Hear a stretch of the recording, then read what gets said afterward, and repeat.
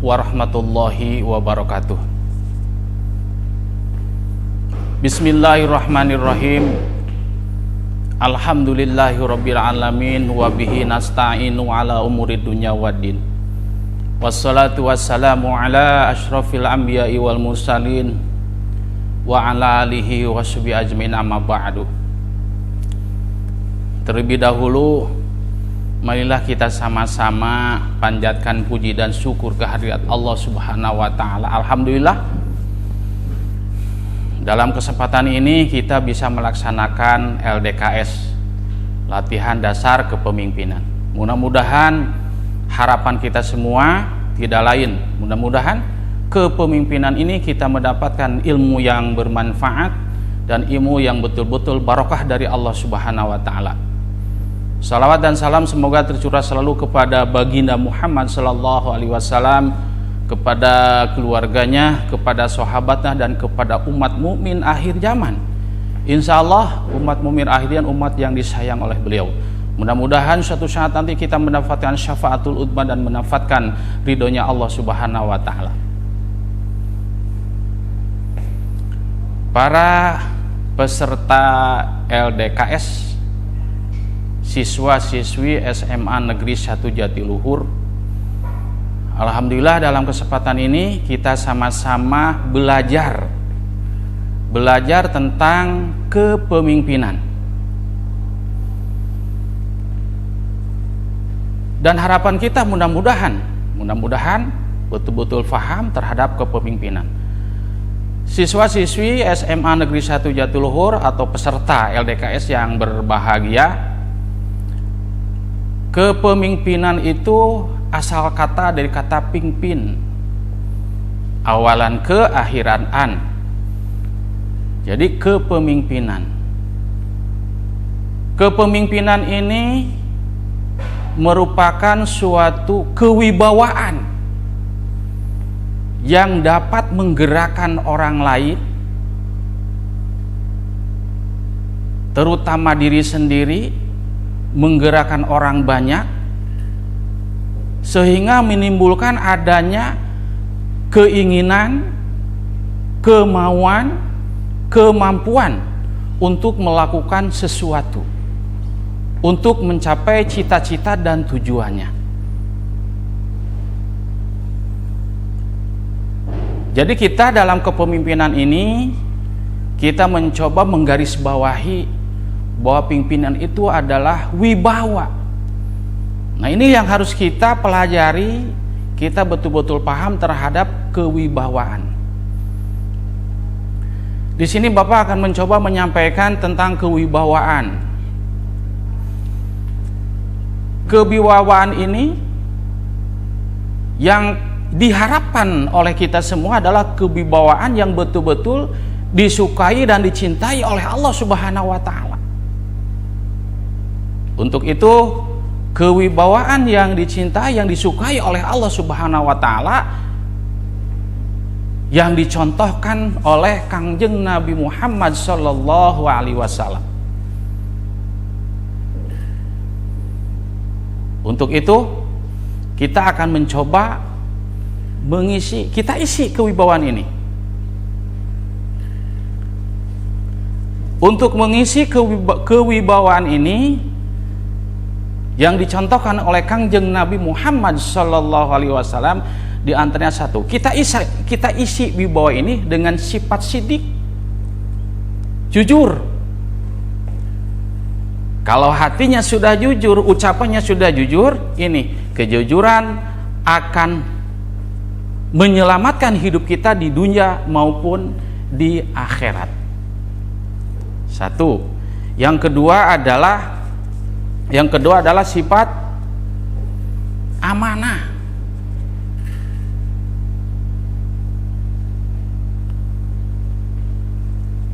Amanah dapat dipercaya.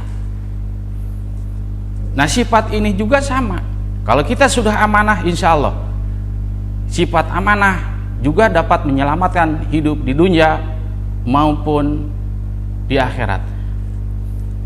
Yang selanjutnya, yang ketiga adalah sifat kewibawaan ini kita isi dengan sifat patona. kecerdasan, kepandaian. Ini juga sangat perlu. Makanya kalau sudah berkumpul, sudah ada pada jiwa kita adanya kejujuran,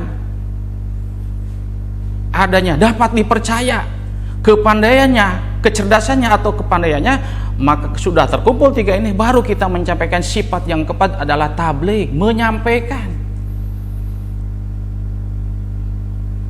Insya Allah apapun yang diucapkannya, apapun yang disampaikannya, jelas hal ini akan mudah untuk diikuti oleh orang lain, untuk dituruti oleh orang lain. Itulah seputar kepemimpinan. Lalu jadi pertanyaan, siapa yang akan dipimpin? Yang akan dipimpin adalah mulai dari diri kita sendiri. Diri kita sendiri, orang lain, atau orang banyak. Nah, sebelum memimpin orang lain, pimpin dulu diri sendiri.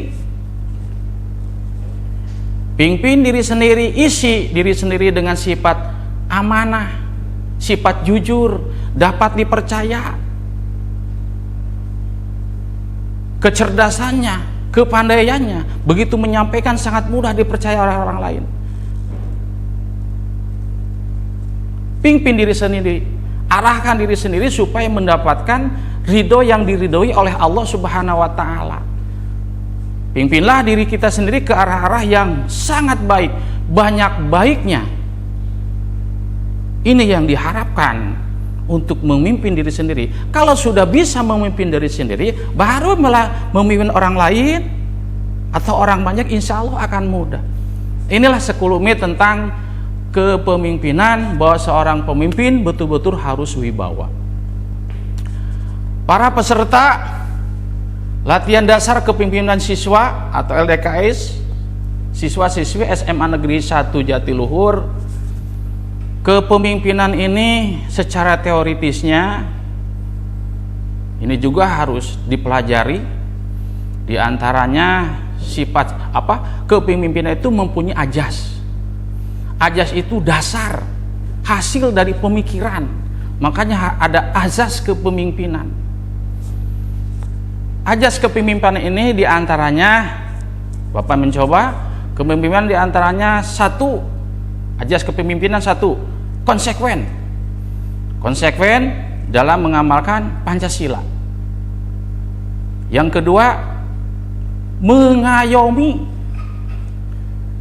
itu maksudnya ya, bawahan merasa atau anak buah atau yang dipimpinnya merasa aman, merasa tenang hati, merasa dipimpinnya. Nah, ini hebatnya pemimpin yang betul-betul berwibawa. Para peserta LDKS yang berbahagia, selanjutnya Bapak ingin mencoba menyampaikan tentang kepemimpinan ini diantaranya berdasarkan Islam. Nah, kepemimpinan berdasarkan Islam jelas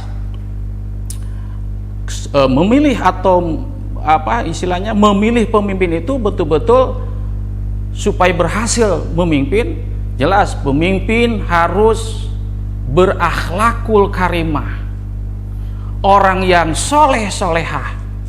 Ya, kalau laki-laki pemimpinnya soleh, kalau perempuan solehah.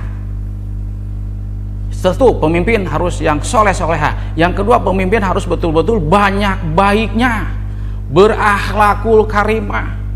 Ini yang sangat diharapkan dan dicari oleh semua orang. Pemimpin betul-betul berwibawa. Untuk selanjutnya adalah Bapak menyampaikan kepemimpinan berdasarkan Islam. Di sini sifat-sifat sebagai pemimpin, sifat-sifat sebagai pemimpin yang banyak baiknya, banyak positifnya. Di antaranya satu, beriman dan bertakwa kepada Allah Subhanahu wa Ta'ala sesuai dengan Quran surat Al-Furqan ayat 72 dan 74. Silakan kalau kalian ingin mempelajari, silakan dibuka Qur'annya, pelajari apa pemimpin yang terdapat dalam surat Al-Furqan. Di sini Bapak hanya garis besarnya menyampaikan, itu baru pertama, baru mencoba menyampaikan yang kedua. Yang kedua adalah kelebihan jasmani. Ya, kelebihan jasmani itu harus kuat, harus sehat, sehat lahir, sehat fisiknya. Yang ketiga, yaitu seorang pemimpin harus betul-betul terampil dan berpengetahuan. Yang keempat, yaitu seorang pemimpin harus kelebihan batin. Kelebihan batin di sini jelas istiqomah, sabar, qanaah. Yang selanjutnya adalah nomor 5, sifat kepemimpinan adalah harus berani. Berani, tidak pengecut, paling depan. Yang keenam adalah sifat adil dan jujur. Yang ketujuh adalah bijaksana. Yang kedelapan adalah demokratis. Ya, kita sudah paham demokratis, segala sesuatu harus dimusyawarahkan. Yang kesembilan adalah penyantun. Yang kesepuluh adalah paham keadaan umat. Yang kesebelas ikhlas dan rela untuk berkorban. Yang nomor 12 adalah qanaah atau kesederhanaan. Yang ke-13 adalah istiqomah. Materi mengenai latihan dasar kepemimpinan siswa di SMA Negeri 1 Jatiluhur ini yang Bapak sampaikan, mudah-mudahan ada manfaatnya dan ada barokahnya. Untuk itu pertemuan ini kita tutup dengan membacakan hamdalah. Alhamdulillahirabbil alamin, wabillahi taufiq wal hidayah. Wassalamualaikum warahmatullahi wabarakatuh.